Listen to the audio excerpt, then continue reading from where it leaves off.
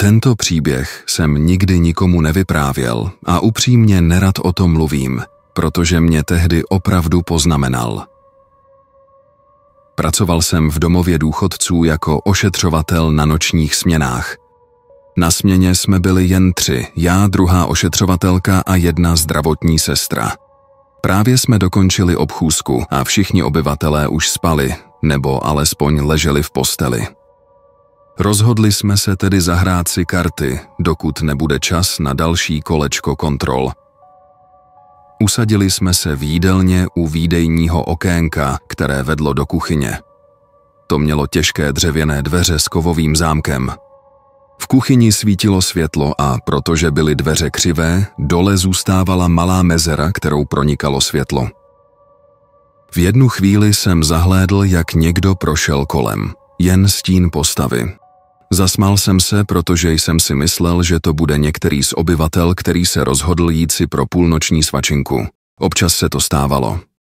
Řekl jsem kolegyním, že se tam půjdu podívat. Vešel jsem do kuchyně a nikdo tam nebyl. Ten pocit, že něco není v pořádku, se mi okamžitě usadil v žaludku. Prošel jsem kolem pultu, nahlédl do spíže, ale nikde nikdo. Pokrčil jsem rameny, zhasl světlo a zavřel dveře. Jenže sotva dveře zaklaply, ozvala se obrovská rána. Tak hlasitá, že to znělo jako úder kladiva na stavbě nebo úder hromu. Silné, hlasité dunění, které vám rozvibruje hrudník. Instinkt mi říkal, nechoď tam. Ale měl jsem starost o obyvatele, tak jsem opatrně otevřel dveře a rozsvítil. A v tu chvíli mi stuhla krev v žilách. Všechna dvířka byla otevřená, každá skříňka, každá zásuvka, lednice, trouba, myčka, dokonce i mikrovlnka. Všechno, co mělo dvířka nebo víčko, bylo do kořán. Jen jsme na sebe s kolegyněmi mlčky zírali. Pak jsme všechno tiše zavřeli, zhasli světlo a přesunuli se do společenské místnosti, kde jsme až do dalšího obchůzkového kola seděli na gauči a koukali na televizi. Ráno jsme se ptali obyvatel, jestli někdo něco slyšel. Nikdo nic, ani jeden člověk. Byla to ta nejděsivější a zároveň nejnepochopitelnější zkušenost, jakou jsem kdy zažil.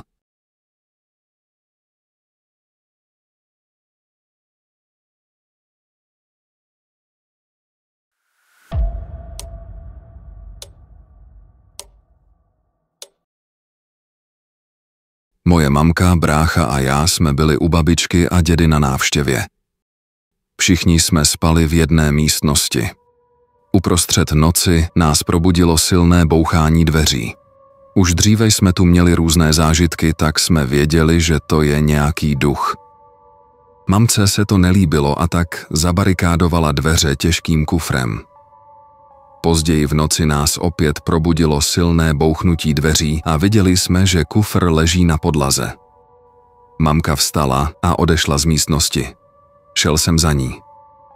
Když jsme dorazili do obývacího pokoje, viděli jsme temnou černou mlhu, jak se plazí po stropě. Byl jsem vyděšený a mamka se začala bát taky. Požádala ducha, aby odešel a pak jsme se vrátili do pokoje a všechny kufry jsme postavili před dveře. Snažili jsme se zase usnout, ale já měl opravdu problém. Věděl jsem, že mamka a babička tu černou mlhu viděli již v minulosti, ale já ne. Tohle bylo moje poprvé. A bylo to to nejstrašidelnější, co jsem kdy viděl.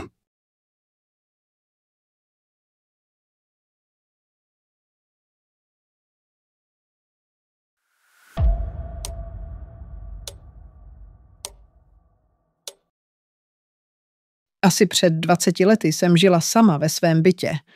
O Vánocích mě kolem 4. ráno něco, nebo někdo, probudil tím, že mě začal šťouchat do nohou. Jakmile jsem se probrala, moje stará šperkovnice, která roky nehrála, se sama od sebe rozezněla.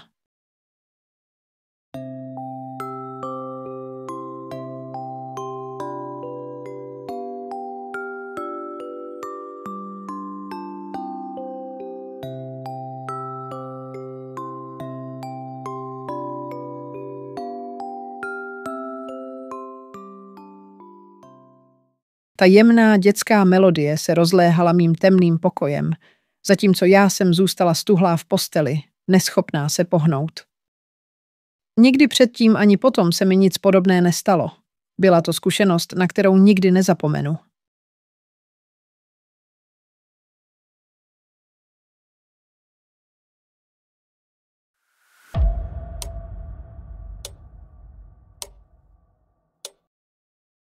Jedna naše rodinná známá nám jednou řekla něco, co prý nikdy nikomu předtím neprozradila. Když jí bylo asi 13 nebo 14 let, viděla prý na své zahradě mimozemšťana, který na ní zíral, a to během dne.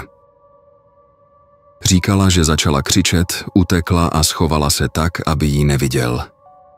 Ta bytost se prý vůbec nepohnula, jen tam stála a dívala se. Tvrdila, že není možné, aby to byl někdo v kostýmu. Když jsme se jí snažili přimět, aby nám ho popsala, nechtěla o tom moc mluvit, jen řekla, že vypadal jako mimozemšťan. Nakonec jsme z ní dostali, že měl typickou šedou kůži, velké černé oči a hubené tělo. Její manžel, který to slyšel poprvé, se snažil situaci odlehčit vtípky, ale ona zůstala po celou dobu naprosto vážná. Vždycky byla velmi realistická a nikdy se o paranormální věci nezajímala.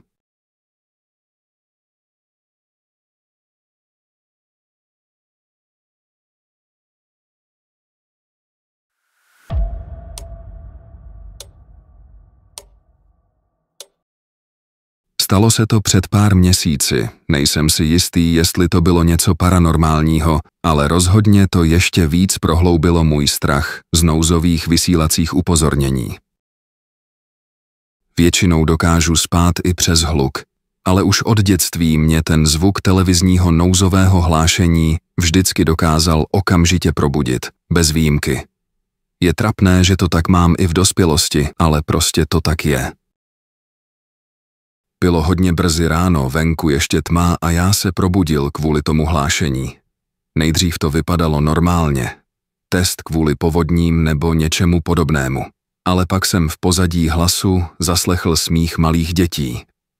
Nebyl moc hlasitý, ale dost výrazný na to, abych zůstal ležet úplně stuhlý a snažil se to pochopit.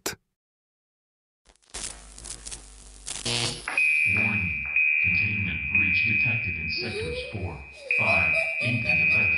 All personnel must evacuate. Repeat, all personnel must evacuate.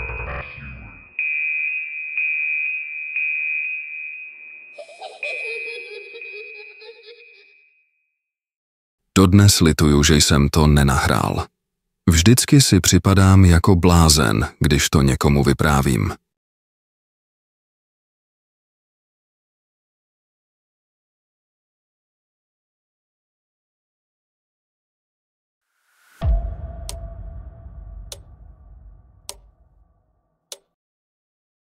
Stalo se to koncem 90. let na severu Maine. Bylo mi 9 let a jel jsem na kole s kratkou zpátky k naší chatě. Lesní cesta byla dost široká, klidně by se tam vešlo i auto.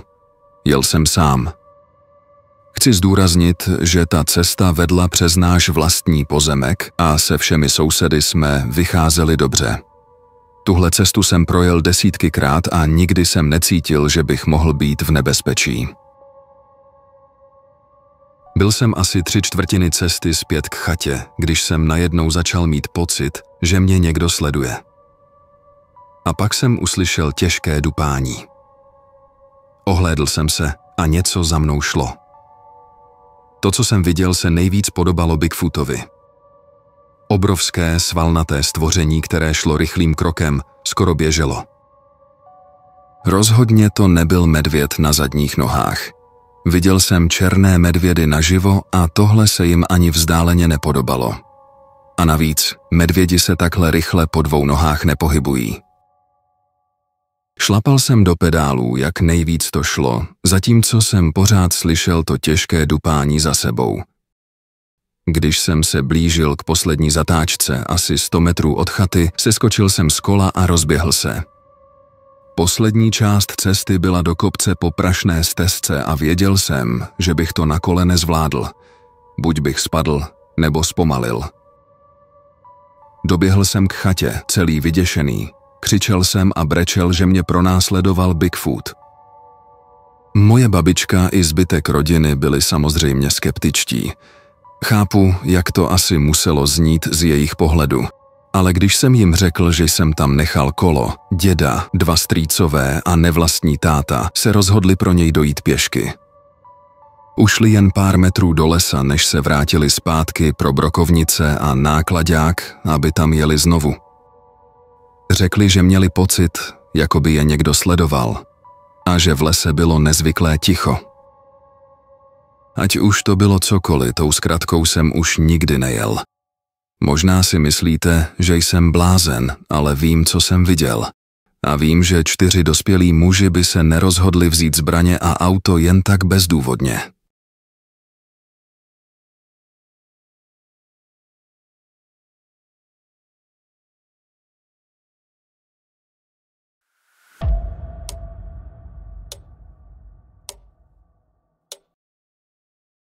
Občas slyším, jak na mě volá máma. Je to rozhodně její hlas a stalo se to už tolikrát, že vím, že si to nevymýšlím. Už se ani nijak zvlášť nebojím. Vyděsí mě to jen někdy. Třeba když vstanu a začnu jí hledat po domě a pak si uvědomím, že tam není. Když je doma a slyším, jak mě volá, vždy je překvapená a říká, že mě nevolala.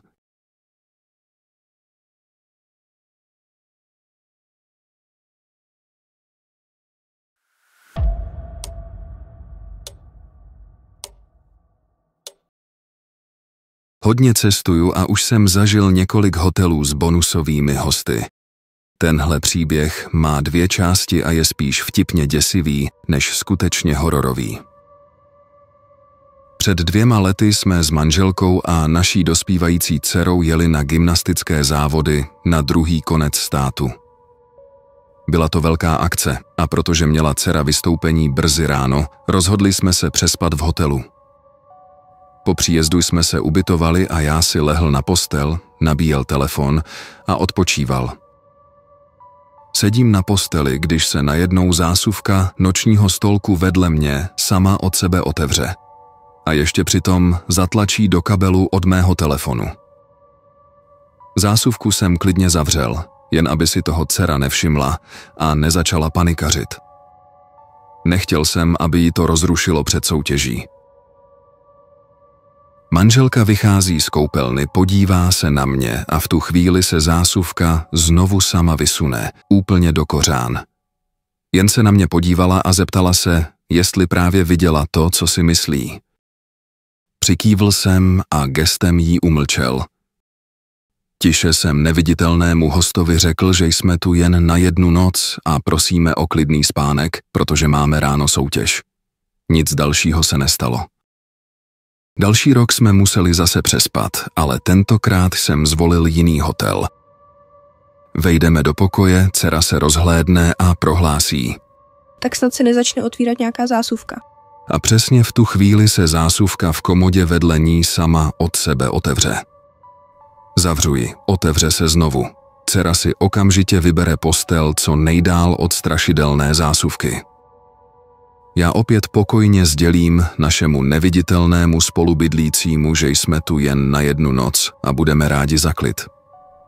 Té noci se už žádná zásuvka nepohnula, ale slyšeli jsme podivné kroky z pokoje nad námi a dokonce jednou v noci hotelový personál klepal na dveře. Prý dostali hlášení o podivných zvucích z našeho pokoje. Ráno jsme se balili k odjezdu a manželka, inženýrka, poznamenala, že to přece žádný duch být nemohl. Určitě za to mohla konstrukce nábytku, náklon podlahy, prostě technické vysvětlení.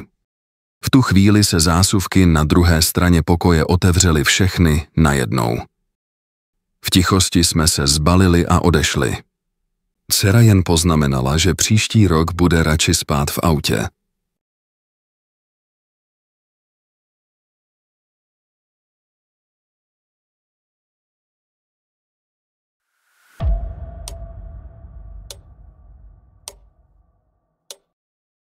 Jednou jsem myslela na svou tetu, která nedávno zemřela při autonehodě.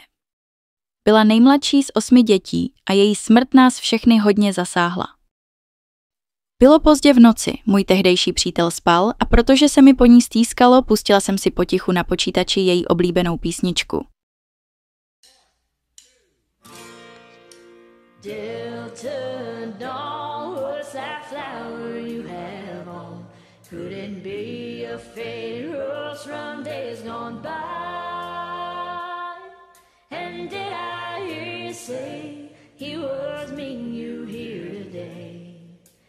Take you to his mansion in the sky.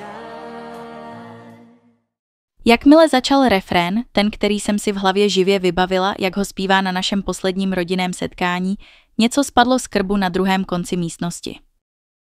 Pomalu jsem se tam vydala, i když jsem měla husí kůži. Na zemi ležela porcelánová panenka, kterou můj přítel kdysi nabarvil, aby vypadala mrtvě. Zvedla jsem ji, abych ji vrátila zpět a všimla jsem si malého květinového štítku připevněného k její krajkové sukni. Nikdy předtím jsem ho neviděla, protože byl schovaný mezi záhyby šatů. Na štítku bylo jméno panenky. Bylo stejné jako jméno mé tety.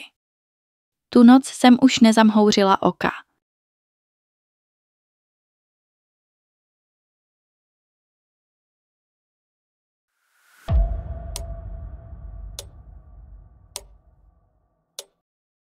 Když jsem si vzal svou bývalou ženu, měla malého syna. Nějakou dobu jsme spolu žili v bytě, ale krátce po svatbě jsme se přestěhovali do nového domu. Byl to velmi starý a podivný dům s atmosférou, která se těžko popisuje. První noc po nastěhování jsem ležel v posteli vedle spící manželky, když se najednou ozval hlas. Hlasitý, zřetelný, skoro jako by někdo stál přímo u nás v ložnici. Ten hlas řekl: Zabij to dítě. Na okamžik jsem zůstal nehybně ležet, srdce mi bušilo a snažil jsem se pochopit, jestli se mi to jen zdálo, nebo jsem to opravdu slyšel. Ještě jsem to ani nestihl zpracovat, když se moje žena převalila na bok a rozespale se zeptala: Co to bylo za hluk, co mě probudil?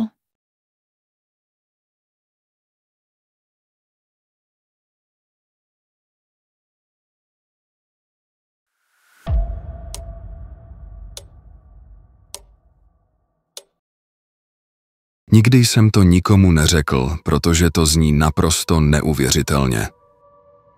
Byl jsem ubytovaný v hotelovém pokoji. Obyčejný hotel, zhruba 3 hvězdičky, nic zvláštního.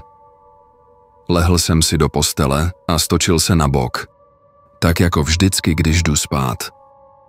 A tehdy jsem to ucítil. Přítomnost, která se pomalu přesunula ke mně do postele. Nebylo to chladné ani hrozivé, spíš to působilo jako člověk, který si lehá vedle a obejme mě zezadu. Bylo to tak skutečné, že jsem mohl cítit váhu těla a tlak na zádech. Měl jsem silný pocit, že ta bytost byla osamělá a jen chtěla někoho obejmout. Vyděšený jsem se okamžitě posadil a zakřičel. V tu chvíli ten pocit zmizel. Od té noci jsem začal zpochybňovat své přesvědčení, že na duchy nevěřím.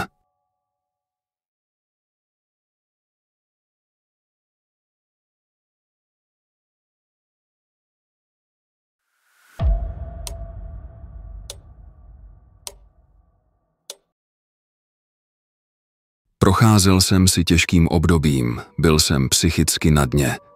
Ležel jsem sám v posteli a plakal, dokud jsem vyčerpáním usnul.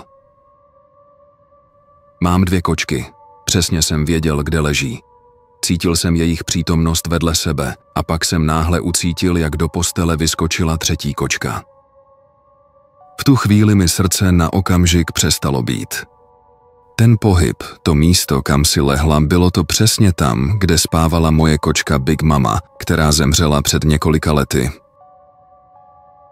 Bylo to, jako by se vrátila, ne fyzicky, ale svou energií, svou duší. Ležela tiše u mě, na tom svém místě a já cítil klid. Skoro jako by věděla, že jsem zlomený a přišla mě utišit a utěšit, tak jako to dělávala dřív. Opravdu věřím, že to byla ona, moje milovaná Big Mama.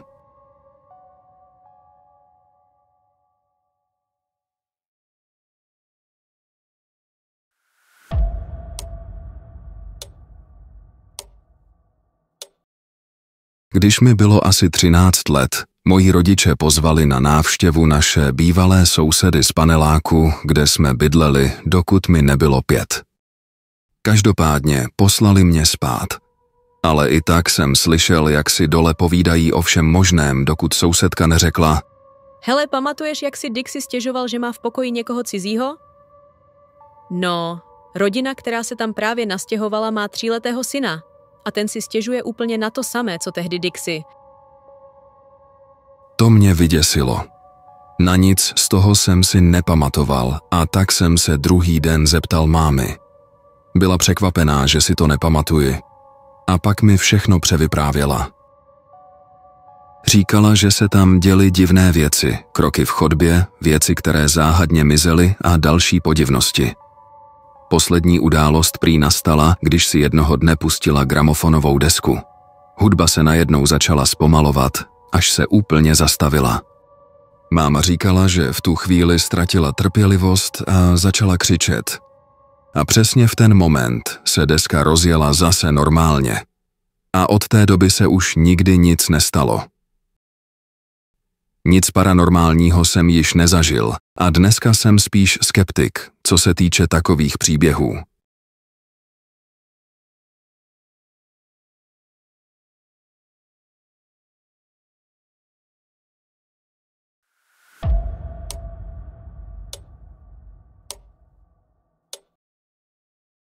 Když jsem byl malý, rodiče mi o víkendech dovolili zůstat vzhůru déle a sledovat televizi, dokud neusnu.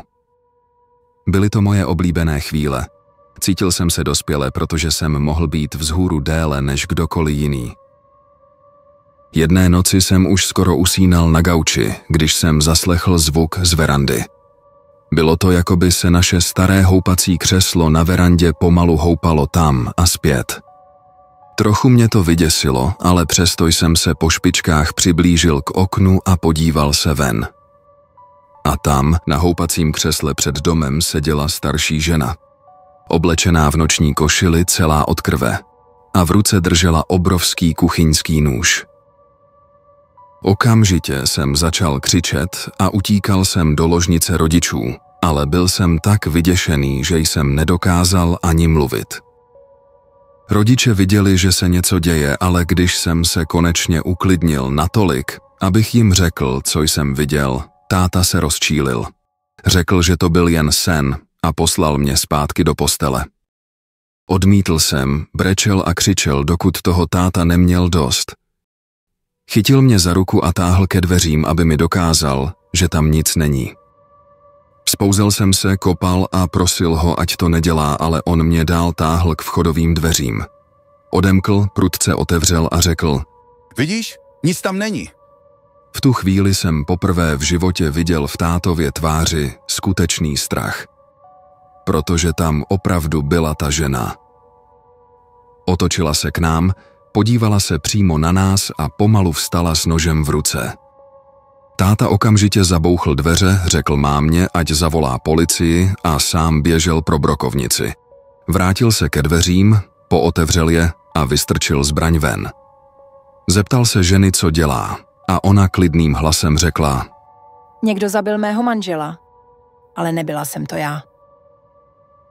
Táta jí odpověděl, že policie už jede a tehdy se ta žena rozrušila, popadla nůž a odešla pryč. Policie ji našla asi o 15 minut později, jak se pokoušela vloupat do domu našich sousedů. Od té noci jsem už nikdy nespal v obýváku.